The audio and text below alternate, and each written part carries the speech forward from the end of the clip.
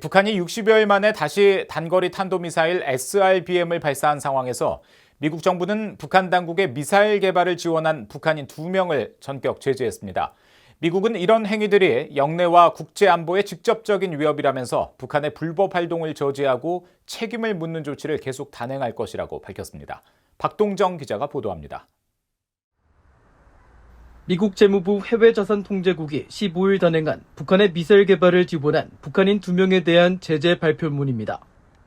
제재 명단에 오른 이들은 북한의 첨단무기 연구개발기관인 제2자연과학원 베이징 사무소의 대표인 최철민과 중국 주재 북한대사관 소속 최은정입니다.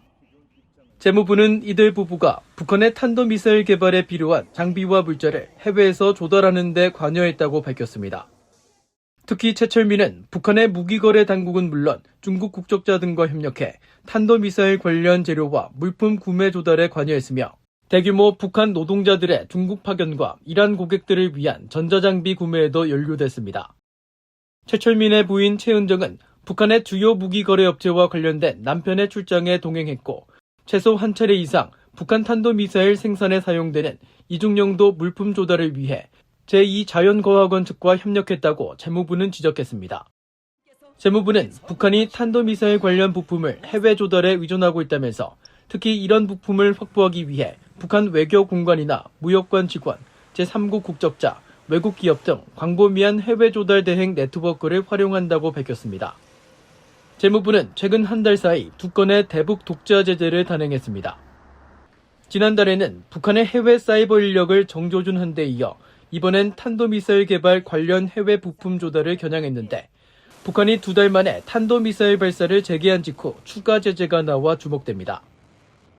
토니 블링컨 국무장관은 성명을 통해 북한의 미사일 프로그램 개발은 영내와 지역 안보를 직접 위협한다며 미국은 이런 프로그램 지원 활동을 축소시키기 위한 조치를 계속 취할 것이라고 밝혔습니다. 이어 국무부는 북한의 불법 행동에 대한 지속적인 대북 제재 등 단호한 조치를 강조했습니다.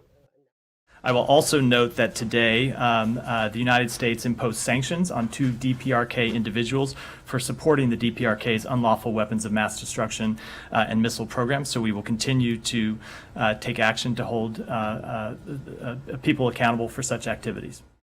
재무부의 브라이언 넬슨 재무부 테러 및 금융정보 담당 차관도 성명을 통해 북한의 지속적인 탄도미사일 프로그램 개발은 최근 실패한 군사위성 발사를 포함해 지역과 국제 안보를 계속 위협하고 있다면서 미국은 북한 정권의 불법 조달 네트워크를 겨냥하는 데 전념하고 있다고 강조했습니다.